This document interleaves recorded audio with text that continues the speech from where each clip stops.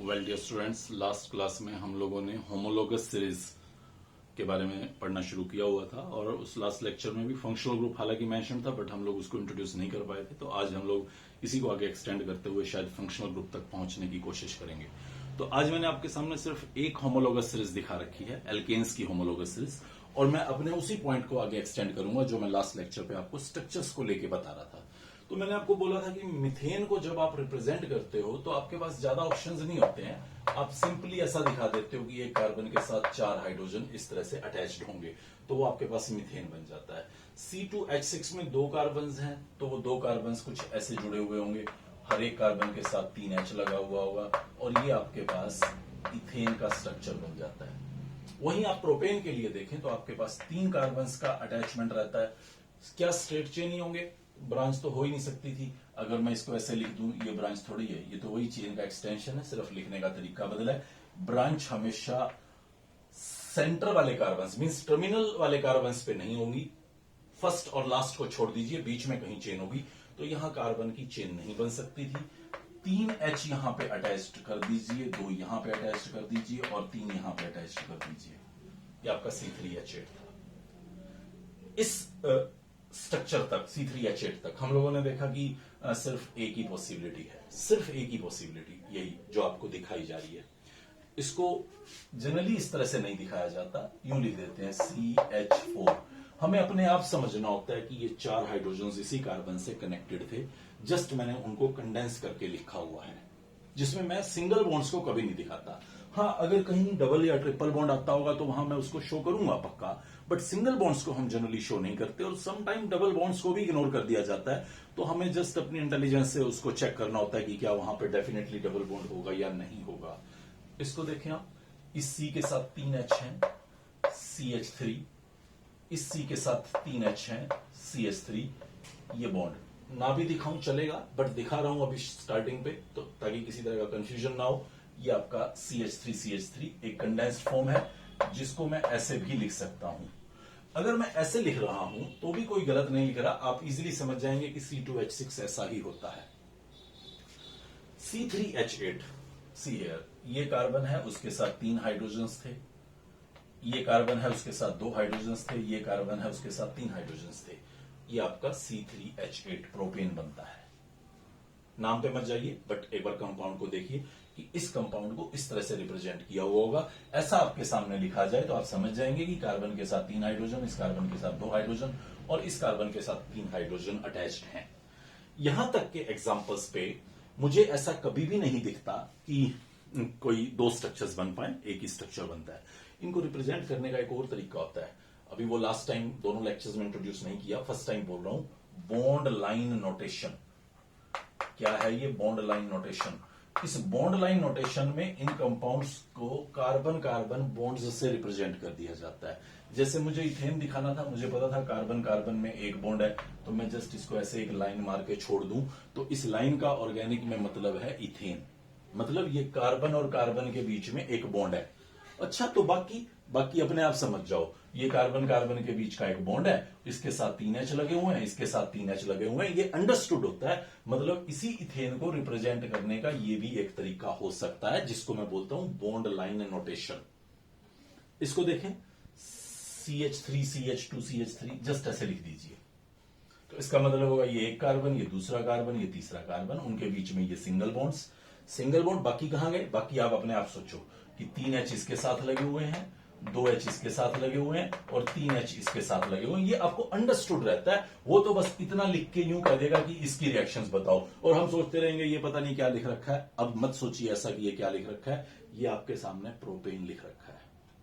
चलिए अगले एग्जांपल्स पे बात करते हैं और फिर इस बॉन्ड लाइन नोटेशन को और ज्यादा डिटेल में समझने की कोशिश करेंगे।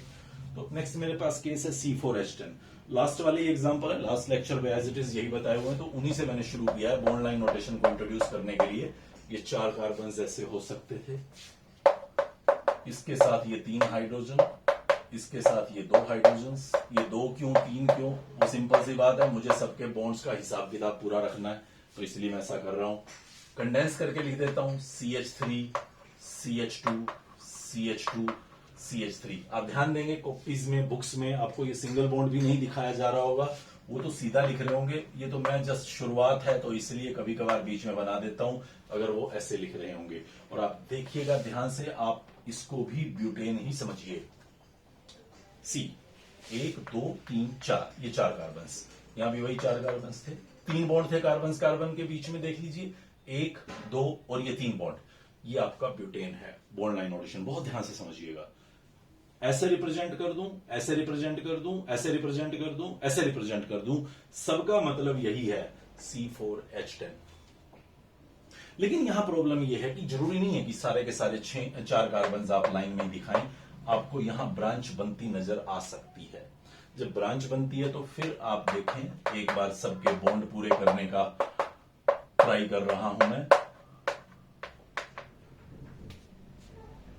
ये आपके पास एक्सपेंडेड फॉर्म है उस C4H10 का जो ब्रांच है। इस कार्बन को देखें, इसके साथ 3 H लगे हैं, इस कार्बन को देखें, इसके साथ 1 H लगा है और एक मिथाइल लगा है, मतलब ये वाला CH3 लगा है। और इस कार्बन को देखें तो इसके साथ एक CH3 लगा है, 3 H कंडेंस्ड है। मुझे ये लाइंस नहीं दिखानी थी, तो रिजल्टिंग में क्या करता, CH3 CH, और ये जो ब्रांच देख रहे हो ना आप, इस ब्रांच को मैं ऐसे ब्रैकेटेड करके लिखता हूं। कई बार कंफ्यूजन होता है कि ये ब्रैकेटेड करके लिखा हुआ आगे वाले के साथ है कि पीछे वाले के साथ है, तो आप ध्यान रखना कि जिसको बॉन्ड्स की कमी है, जिसकी टेट्रावैलेंसी पूरी नहीं हो रही, उसके साथ ये ब्रांच है। मैं इसको बॉन्ड लाइन नोटेशन की फॉर्म में देखो कैसे दिखाऊंगा, लाइक दिस। अब देखने को तो ये अल्फाबेट दिखता है टी जैसा, बट ये एक्चुअली आपका ये वाला कंपाउंड है जिसका बॉन्ड लाइन नोटेशन मैंने रिप्रेजेंट किया हुआ है। तो ये दोनों देखें आप, एक बार इन दोनों पे नजर मारे, या मैं कहूं इन दोनों पे नजर मारे, या मैं कहूं इन दोनों पे नजर मारे, वो आपकी मर्जी है। मतलब आपके पास C4H10 के 2 डिफरेंट स्ट्रक्चर अपीयर हो रहे हैं, जिनका मॉलिक्यूलर फॉर्मूला सेम है, एटम्स की जो कॉम्पोजिशन है वो सेम है, बट स्ट्रक्चर देखें, प्रॉपर्टीज देखें तो वो डिफरेंट हैं। इनको हम बोलते हैं आइसोमर्स, और फिनोमिना को बोलते हैं आइसोमेरिज्म। डिटेल आने वाले टाइम में। चलिए C5H10 पे चलते हैं और फिर आगे बढ़ेंगे, इसी टॉपिक में और बातों को समझने की कोशिश करेंगे। सो C5H12 जो है मेरे पास, वहां पे 5 कार्बन्स मुझे लगता था कि ऐसे हो सकते हैं, 6 बन गए, सॉरी 5, ये ऐसे हो सकते हैं। मुझे यूं भी लगता था कि 5 कार्बन्स जरूरी नहीं है ऐसे हो, एक ब्रांच भी हो सकती है। मुझे ऐसा भी लगता था कि 5 कार्बन्स में जरूरी नहीं है कि 4 की चेन बनाऊं, एक ही कार्बन पे 2 ब्रांच भी बना सकता हूं, मुझे कोई नहीं रोक सकता। ये तो सब पॉसिबिलिटीज है। मैं C5H12 देख के कुछ भी आइडिया नहीं लगा सकता कि वो कौन सा मॉलिक्यूल होगा, कौन सी रिएक्शंस करेगा, कौन सी नहीं करेगा। मॉलिक्यूलर फॉर्मूला किसी मॉलिक्यूल की मिनिमम इंफॉर्मेशंस देता है, मिनिमम। मैं आपको बोलूं कि C6H12O6 ये ग्लूकोज का फार्मूला है, आप बता दो मुझे कि कौन किसके साथ जुड़ा हुआ है, कैसे जुड़ा हुआ है, कुछ नहीं पता चलेगा, कुछ नहीं पता चलेगा। मॉलिक्यूलर फॉर्मूला हमें कुछ खास बताता ही नहीं है, उसके स्ट्रक्चर को देखेंगे तब उसकी कहानी समझ में आएगी। अब सुनो, ग्लूकोज भी यही है, फ्रक्टोज भी यही है, गैलेक्टोज भी वही है, और तीनों के कैरेक्टर अलग अलग, तीनों के अंदर प्रेजेंट फंक्शनल ग्रुप अलग अलग, तीनों के एटम्स की अटैचमेंट अलग अलग। तो बस मैं यही कहना चाहता हूं, मॉलिक्यूलर फॉर्मूला जो है ऑर्गेनिक कंपाउंड का, वो बहुत ही लिटिल इंफॉर्मेशन हमें दे दे, तो दे दे, हो सकता है बिल्कुल भी ना दे। तो C5H12 देख के कुछ बताना कि इसमें कितने प्राइमरी कार्बन होंगे या कितने इसमें प्राइमरी हाइड्रोजन होंगे, कुछ भी पॉसिबल नहीं है। तो मैंने अपने 3 ट्राई मारे कि 3 ये हो सकते हैं, कुछ और भी हो सकता है। मुझे लगता होगा सर कहीं डबल बॉन्ड तो नहीं हो सकता, कहीं पाई बॉन्ड्स के नंबर या रिंग तो नहीं हो सकता, कुछ नहीं होगा। एल्केन्स में कुछ भी नहीं होगा, सारे सिंगल बॉन्ड होंगे, विदाउट साइकिल होंगे। हाइड्रोजन पूरे करने थे, 3 इसको दिए, 2 इसको, 2 इसको, 2 इसको, 3 इसको, सब पूरा C5H12 हो गया। सी है, ये सबसे ज्यादा क्लियर कट रिप्रेजेंटेड फॉर्मूला होगा, जहां कौन किसके साथ जुड़ा आपको स्पष्ट पता चल जाएगा। कंडेंस करके लिखूंगा तो मैं ऐसे लिख दूंगा CH3, दूसरा कार्बन, फिर तीसरा कार्बन, फिर चौथा कार्बन और फिर 5वां कार्बन। ऐसे भी लिख सकता हूं, कोई दिक्कत नहीं है। 1 2 3 4 5 कार्बन, सबके साथ हाइड्रोजन जितने जिसको जरूरत है वो लगे हुए हैं, मुझे बताने की जरूरत नहीं है। यहां पे आ जाइए, ये 3H, ये 2H, ये 1H, ये 3H और ये 3H। लिखता हूं, देखिए कैसे, CH3 CH2 CH, इस ब्रांच को ब्रैकेटेड लिख देता हूं CH3 को, एंड नेक्स्ट फिर ये CH3, ये वाला। एक एक चीज को ध्यान से देखिएगा, एक एक चीज को 1 2 3 4 कार्बन की चेन और ये एक ब्रांच, ऊपर या नीचे किसी तरफ दिखा दो, कोई फर्क नहीं पड़ता उस बात से। मैं इसी को ऐसे रिप्रेजेंट कर देता, सी लाइक दिस, ये हाँ ये भी सही था। मैं इसको ऐसे लिख देता, सी लाइक दिस, हाँ ये भी बिल्कुल सही था। एक ही मतलब है इनका, और यही मतलब हमें यहां पे इस लेक्चर में समझना है कि बॉन्ड लाइन नोटेशन हमें क्या रिप्रेजेंट कर रही है। इसको देखें, अब मैं यही कंडेंस करता हूं, CH3 CH3 CH3, समझ गए होंगे, 3 3 एच लगे हुए हैं, और ये CH3, ये C, इसके साथ CH3, कितने, 2 ब्रांच की फॉर्म में, इस सेंटर वाले कार्बन की बात कर रहा हूं, इधर CH3 इधर CH3। कई बार ये ऐसा भी दिखा देते हैं, H को आउटसाइड दिखा के और फिर ऐसे दिखा देते हैं, कोई कंफ्यूज होने की जरूरत नहीं है, सभी पॉसिबल रास्ते हैं, सभी का एक ही मतलब निकाल लें आप और इसको जज करना सीखें। ये समटाइम डिफिकल्ट हो सकता है कि भाई हमें कैसे पता चलेगा, ये बॉन्ड लाइन तो बहुत कंफ्यूजन कर रही है। जब तक प्रैक्टिस नहीं करेंगे तब तक कंफ्यूजन बढ़ता ही रहेगा, इसलिए अपनी कॉपी पेन उठा के सभी स्ट्रक्चर जो भी आपको सीक्वेंस में बुक के अंदर दिखाए जा रहे हैं, बॉन्ड लाइन बनाया, बॉन्ड लाइन से आपको एक्सपेंडेड बनाना है, एक्सपेंडेड से आपको बॉन्ड लाइन बनाना है, आप ऐसे ही हिट एंड ट्राई करते जाएं, सभी के ऊपर वर्कआउट करते जाएं, तो आपको धीरे धीरे अपने आप पता चलता जाएगा कि किस तरह से स्ट्रक्चर प्रेडिक्शन होगा। तो मैं नेक्स्ट आपके सामने लेके आ रहा हूं C6H12। अब ज्यादा नहीं करूंगा, ऐसे तो हम चाहे कितना ही लंबा लगे रहे, टाइम पास होता रहेगा, लेक्चर लंबे होते जाएंगे, बट हम यहाँ पे एक लास्ट एग्जाम्पल लेके आ रहे हैं। 6 कार्बन मेरे पास ऐसे हो सकते थे कि वो एक लीनियर लिंक में हो, ऐसा हो सकता था कि 5 का लिंकेज हो और 1 ब्रांच हो, ऐसा भी हो सकता है ये ब्रांच सेंटर वाले कार्बन पे आ जाती, ये भी पॉसिबिलिटीज थी। और ऐसा भी हो सकता था कि 4 कार्बन आपके ब्रांच चेन बना रहे हैं और 1 कार्बन पे 2 ब्रांच लगी हुई हैं। ऐसा भी हो सकता था 4 कार्बन आपके चेन बना रहे हैं और ब्रांच आपकी 2 अलग अलग कार्बन पे हो सकती थी। तो इस तरह से आप यहां पे देखेंगे कि C6 को आप इन 6 पार्ट्स में 6 अलग अलग फॉर्म्स में देख पाएंगे। मैं हाइड्रोजन लगा रहा हूं, देखो 3 यहां लगा दिए, 3 यहां लगा, 2 यहां, 2 यहां, 2 यहां, 2 यहां और 3 यहां, तो पूरे हो गए। 3 then 2 then 2 then 1 then 3 then 3, ये भी पूरे हो गए। सी हियर, यही चीजें मैं सबके अंदर करता जा रहा हूं, कुछ भी स्पेशल नहीं है, बस सिर्फ जरूरत है तो हमें प्रैक्टिस की, और कुछ भी नहीं। सिर्फ प्रैक्टिस से आप ये बात समझ जाएं। बॉन्ड लाइन नोटेशन भी अभी वर्कआउट करेंगे हम, इस पे कैसे कर सकते हैं। सी लाइक दिस, ये आपके पास काफी हद तक एक्सपेंडेड फॉर्म ही बोलूंगा मैं इसको, कंडेंस नहीं बोलूंगा। कंडेंस में तो सारे बॉन्ड ही गायब हो जाएंगे। सी, इसका कंडेंस बना रहा हूं, CH3 CH2 CH2 CH2 CH2 CH3, ऐसे। इसको ऐसे भी लिखा मिलेगा आपको समटाइम, CH3 CH2 ब्रैकेटेड करके 4 और फिर CH3। अब कई बार कंफ्यूजन हो जाता है, सर आपने तो ब्रैकेट वाली ब्रांच बताई थी, तो वो CH3 की ब्रांच होती थी, यहां CH3 के साथ CH2 4 बार दिखाए हुए हैं, तो आप इसको भी यही समझिएगा कि ये हेक्सेन है।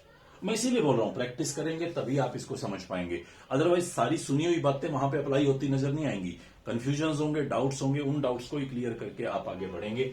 ये बॉन्ड लाइन नोटेशन हो जाएगा उसका, 1 2 3 4 5 और ये लीजिए 6, ये आपका हेक्सेन है। 6 कार्बन, नाम पे मत जाना, बार बार मेरे मुंह से निकल जाता है नाम, तो हेक्सेन कैसे बोल रहा हूं, क्यों बोल रहा हूं, ये आने वाले चैप्टर्स में, आने वाले लेक्चर्स में समझाऊंगा।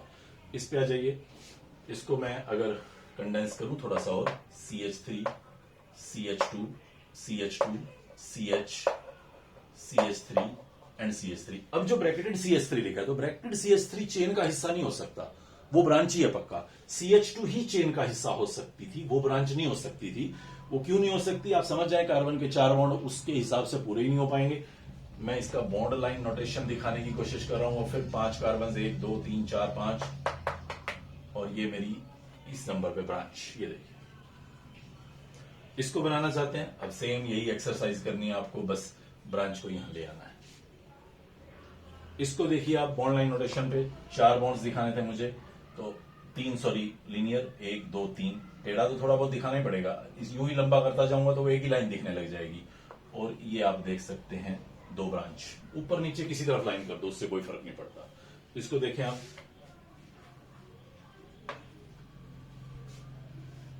ये वो कार्बन, ये नेक्स्ट कार्बन, ये उसकी 2 ब्रांच सी वाली, एंड इस तरह से आगे बढ़ेंगे। तो ये आपके पास बॉन्ड लाइन नोटेशन सभी के लिए पॉसिबल हो सक रहा है C6H12 में। तो चलिए किसी अनसैचुरेटेड पॉइंट पे लेके चलता हूं, एल्कीन्स की सीरीज पे लेके चलता हूं और वहां देखते हैं कि क्या होने वाला है। फिर अल्काइंस पे जा सकते हैं और फिर साइक्लोएल्केन्स पे जा सकते हैं और ऐसे बहुत आगे आगे तक सभी होमोलोगस सीरीज की बातें की जा सकती हैं। तो ये आपका एल्कीन था CnH2n। लास्ट क्लास पे भी मैं इसको इंट्रोड्यूस करके आ चुका हूं। अब ज्यादा एग्जांपल्स पे बात नहीं कर रहा, सिर्फ 3 एग्जांपल पे बात कर लेता हूं C4H8 तक, otherwise just hit and try ही है। अब C2H4 है, 2 कार्बन है, मुझे पता है एल्कीन है तो डबल बॉन्ड होना मस्ट है। Alkene mean unsaturated means compound is having definitely 1 double bond.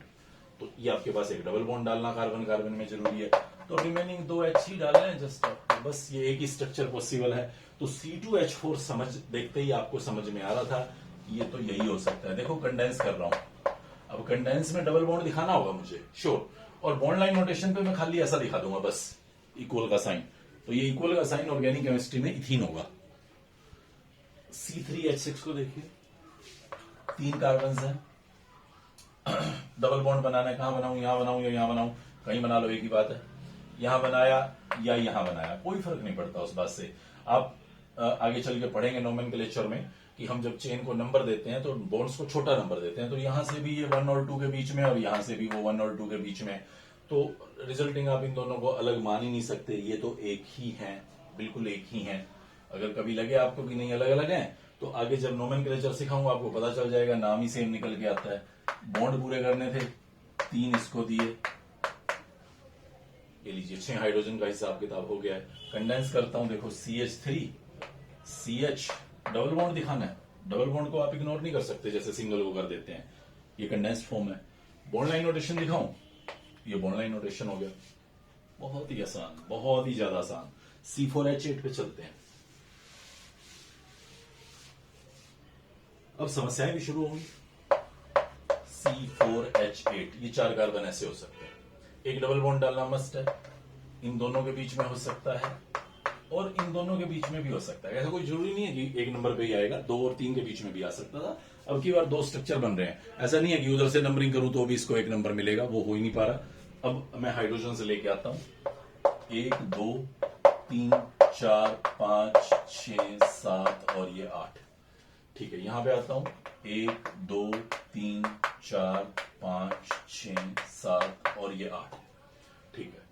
और ऑप्शंस है क्या कोई? हाँ, एक ऑप्शन ये भी दिख रहा है, 3 कार्बन की चेन बनाओ, 1 ब्रांच बनाओ। अब डबल बॉन्ड यहां डाल दो, आप कहेंगे सर यहां, हाँ यहां भी डाल लो, यहां भी डाल लो, तो क्या 3 स्ट्रक्चर बनेंगे? नहीं, वो सब एक ही मतलब है। इधर से नंबरिंग कर रहा हूं तो भी 1 और 2 में नंबर 1 आ रहा है। अच्छा, आप कहेंगे यहां डबल बॉन्ड दे दो, तो यहां से नंबरिंग करूंगा तो भी 1 2 3 आ रहा है, यहां से नंबर दे दो, यहां डबल बॉन्ड कर दो तो भी वही आ रहा है 1 2 3। आप कहेंगे फिर नंबरिंग आप अपनी मर्जी से क्यों कर रहे हो, इधर से कभी इधर से कभी इधर से? तो आप थोड़ा सा वेट करें, नोमेनक्लेचर के जब रूल समझाऊंगा तो वहां आपको नंबरिंग भी क्लियरली समझाऊंगा, तो आपको पता चल जाएगा कि हाँ ये कुछ डिफरेंट नहीं है। तो आप कहीं भी एक डबल बॉन्ड पुट करें, उससे कोई फर्क नहीं पड़ रहा, ये वही स्ट्रक्चर बनेगा। तो मेरे पास 3 पॉसिबल ऑप्शंस आ रहे हैं, 3 पॉसिबल ऑप्शंस आ रहे हैं, 2H यहां पे दिए, 3H यहां पे दिए और 3H यहां पे दिए, ये लीजिए 8H का हिसाब किताब हो गया। कंडेंस करता हूं थोड़ा सा, इसको कंडेंस कर रहा हूं, CH3 CH2 CH double bond CH2, इसको कंडेंस कर रहा हूं, CH3 CH double bond CH CH3। Single दिखाना नहीं चाहता था, ये बस फ्लो में बन जाता है, हैबिट की फॉर्म में है तो इसलिए बन जाता है, अदरवाइज बुक में ऐसा नहीं दिखा रखा होगा। तो आप इसलिए स्ट्रक्चर को समझने की कोशिश करें। इसको देखिएगा, CH3 C double bond CH2, ये यहां पे देखें, ये ब्रांच दिखानी है मुझे, ये CH3 की ये ब्रांच दिखा दी और ये वो CH3, फिर दोबारा देखें, ये CH3 यहां लिखा हुआ है, फिर ये नेक्स्ट C, उसके साथ की ब्रांच आगे पीछे कहीं दिखा दो कोई फर्क नहीं पड़ता, डबल बॉन्ड्स में कनेक्शन रहना चाहिए, ये बन गया है। बॉन्ड लाइन नोटेशन दिखाता हूं, देखो ये देखो, ये लीजिए आपका 4 कार्बन का, इसको देखें आप बॉन्ड लाइन नोटेशन पे, C लाइक दिस वन, ये आपका डबल बॉन्ड, देख लो 2 और 3 पे दिखा रहा हूं, इसको देखेंगे आप, ये लीजिए, ये बॉन्ड लाइन नोटेशन है, सब बिल्कुल साफ दिख रहा है। ये कार्बन, ये कार्बन, ये कार्बन, ये डबल बॉन्ड कार्बन, बाकी जिसके साथ जितने हाइड्रोजन्स, तो ये आपकी बॉन्ड लाइन नोटेशन हो जाती है। और ऐसे ही आप लगे रहें। यहां पे आपके सामने 3 स्ट्रक्चर बन गए C4H8 के। अभी रुकिए, साइक्लिक भी बन सकते हैं।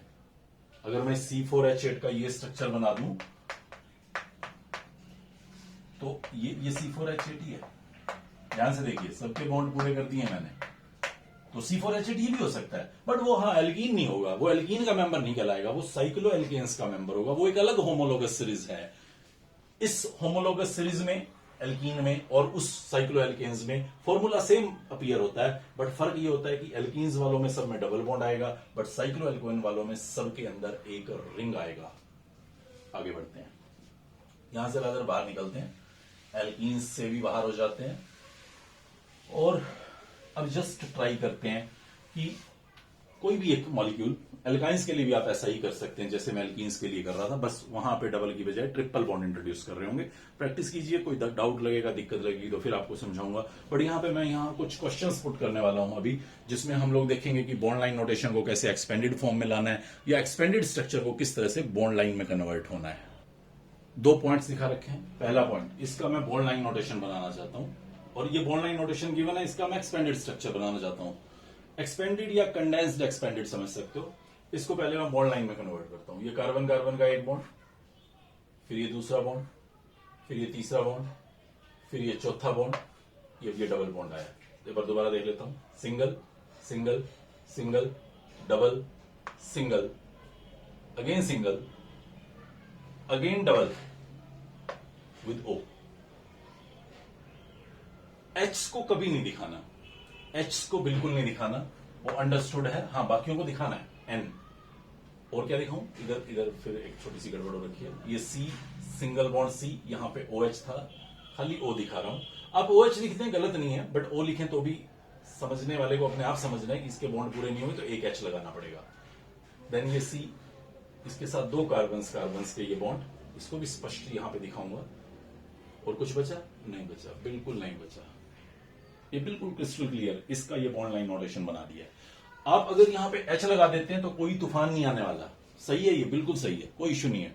लेकिन अगर आपने ये लाइन खींचने के बाद H नहीं लगाया तो आपने बड़ी गलती कर दी है। इसका मतलब तो ये कार्बन कार्बन से लिंकेज है, जबकि यहां कार्बन नहीं दिखाई दे रहा।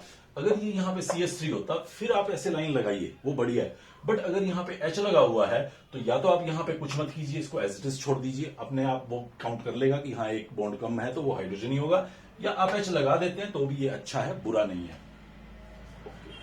यहां पे वो O, अब एक बॉन्ड है तो अंडरस्टूड होगा, H होगा, बट अगर OH आप लिख देते हैं तो भी गलत नहीं है, वो बिल्कुल सही है।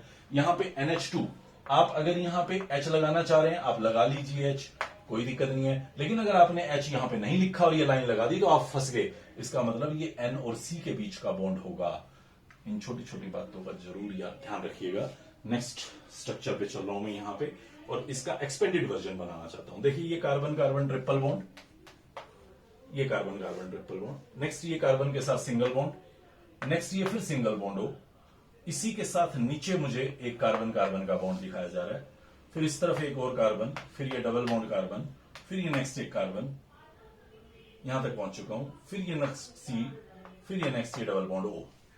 ये लीजिए, काउंट कर लीजिए, कंफ्यूजन ना हो। 1 2 3 4 5 6 7, 1 2 3 4 5 6 7।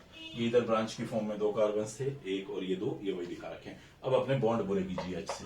1, इसको चाहिए नहीं है, इसको 1 चाहिए, इसको 3 चाहिए, इसको 2 चाहिए, इसको नहीं चाहिए, इसको 1 चाहिए, इसको भी 1 चाहिए, इसको 2 चाहिए, इसको 1 चाहिए। ये लीजिए, ये आपके सामने एक्सपेंडेड फॉर्म आ गया है उसका, जिसमें आपको हर एक बॉन्ड को क्लियर कट दिखाया जा रहा है। कुछ और प्रैक्टिस क्वेश्चंस के साथ कराऊंगा अभी मैं, अदरवाइज आज मेरा ये फिर फंक्शनल ग्रुप बताना रह जाएगा, तो मैं फंक्शनल ग्रुप बताने पे अभी फोकस करता हूं। छोटा सा पॉइंट है बस। एक बार फिर आपके सामने होमोलोगस सीरीज लेके आ रहा हूं एल्केन की, CH4 C2H6 C3H8, और इस तरह से ये पूरी सीरीज बनाई थी मैंने, C4H10। अब ये जो सीरीज है होमोलोगस सीरीज, स्पेशली मैं एल्केन्स की सीरीज पे ही बात कर रहा हूं कि ये बहुत कम रिएक्टिव होती है। अगर मैं इसके एक H को रिप्लेस करके कोई हेट्रो एटम लगा दूं, अब ये हेट्रो एटम क्या होता है, ऑर्गेनिक केमिस्ट्री में कार्बन और हाइड्रोजन के अलावा जितने भी एटम्स हैं वो सब हेट्रो एटम्स हैं। तो मैं यहां से किसी एक H को हटा के कोई एक हेटेरो एटम लगा दूं। कैसा hetero atom? Like O, like Cl, like N, like F, like Br, या ग्रुप ऑफ एटम्स लगा दूं लाइक OH, ये ग्रुप ऑफ एटम्स है, CHO, COCl, CONH2, COOH, C triple bond N, तो ये ग्रुप ऑफ एटम्स हैं। लगाता हूं, यहां पे एक H हटाया और उसकी जगह पे OH लगा दिया, यहां से एक H हटाया उसकी जगह पे OH लगा दिया, यहां से एक H हटाया उसकी जगह पे OH लगा दिया, यहां से एक H हटाया उसकी जगह पे OH लगा दिया। OH क्या है? OH एक फंक्शनल ग्रुप है। वैसे एज सच ये सीरीज जो पहले मैंने बना रखी थी बहुत कम रिएक्टिव थी। मैं सोडियम डालता इसका कुछ ना बिगड़ता, मैं एसिड डालता इसका कुछ ना होता, कार्बोक्सिलिक एसिड डालता इसका कुछ ना होता, मैं पानी डालता ये पानी में डिसोल्व ना होता। लेकिन अब जैसे ही मैंने H को हटा के OH लगाया, मैं जैसे ही सोडियम डालता हूं हाइड्रोजन गैस बाहर आती है, मैं पानी में डालता हूं ये पानी में डिसोल्व करने लग जाता है, मैं एसिड डालता हूं मुझे फ्रूटी स्मेल अपीयर होती है। और आप यकीन मानिए ये जितने भी काम हो रहे हैं ना वो सिर्फ इस ग्रुप की वजह से हो रहे हैं। अगर ये ना होता तो ये काम नहीं होने थे। तो इस ग्रुप को मैं बोल रहा हूं फंक्शनल ग्रुप, जिसने इस सीरीज को रिएक्टिव बना दिया, फंक्शनल बना दिया। पहले जो रिएक्शंस नहीं हो पा रही थी वो अब होने लगी, और जितनी भी रिएक्शंस हो रही हैं वो इसी की वजह से हो रही हैं। मतलब मैंने सब में सोडियम डाल के जो हाइड्रोजन ऑब्टेन किया है वो सब हाइड्रोजन यही H हैं जो निकले हैं फंक्शनल ग्रुप वाले। OH क्यों? आप बदलिए, यहां पे आप यहां पे लेट मी राइट COOH लगा दीजिए सब जगहों पे। ये लीजिए, ये एक नया टाइप का होमोलोगस सीरीज तैयार हो रहा है। होमोलोगस सीरीज, हाँ होमोलोगस सीरीज, कॉन्जिक्यूटिव मेंबर्स में वही CH2 का डिफरेंस, मास में वही 14 AMU का डिफरेंस, फिजिकल प्रॉपर्टीज में वही ग्रेजुअल चेंज, केमिकल प्रॉपर्टीज में वही सिमिलैरिटी, सारी की सारी बातें वही होमोलोगस सीरीज की। अब फंक्शनल ग्रुप कितनी तरह के हैं जो मुझे एक H को छोड़ के लगाने हैं? OH, CHO, C double bond O, NH2, CN, COCl, CONH2, COOR, COOCOR, N3, पता नहीं कितने सारे, अब कितने लिखूं, छोड़ देता हूं, एक एक करके सबके बारे में बात करनी है। तो ये वो ग्रुप्स हैं जब चेन पे आप लगाएंगे तो चेन रिएक्टिव बन जाएगी, चेन फंक्शनल बन जाएगी, चेन अपनी रिएक्शन शो करने शुरू कर देगी। तो ये सभी तरह की होमोलोगस सीरीज पॉसिबल हैं। कितनी होंगी कुछ काउंटिंग पे मत जाइए, मुझे लगता है 11th-12th में हम 15-16 टाइप्स की होमोलोगस सीरीज को पढ़ते हैं। होती कितनी है इस बात को तो छोड़ो, बहुत तरह की होती है, बहुत ज्यादा तरह की होती है। 25, 30, 40 तो शायद मैं बता ही सकता हूं कि हो जाएंगी, 25, 30 तो जरूर, और ज्यादा मैं नहीं जानता हूं तो भी पक्का होती मिलेंगी। ये सीरीज का कोई अंत नहीं है, बहुत सारी ये होमोलोगस सीरीज बनती हैं। बस आपको क्या करना है, वही एल्केन्स, एल्कीन्स, एल्काइंस के किसी एक H को हटा के वहां फंक्शनल ग्रुप अटैच करते चले जाना है। तो वो अलग अलग तरह के फंक्शनल ग्रुप लगाने पे पूरी सीरीज बदलती चली जाएगी, अलग अलग तरह की सीरीज बनती जाएगी। उन सभी बेसिक फंक्शनल जो होमोलोगस सीरीज बताई उसके एक H को रिप्लेस करके फंक्शनल ग्रुप लगाना है। तो किस किस में मुझे रिप्लेस करना है, कौन से फंक्शनल ग्रुप पढ़ने हैं, कौन सी होमोलोगस सीरीज पढ़नी है, वो सारी बातें आने वाले चैप्टर्स पे, इसी चैप्टर पे सॉरी, आने वाले लेक्चर्स में मैं आप लोगों के साथ शेयर करूंगा, डिस्कस करूंगा।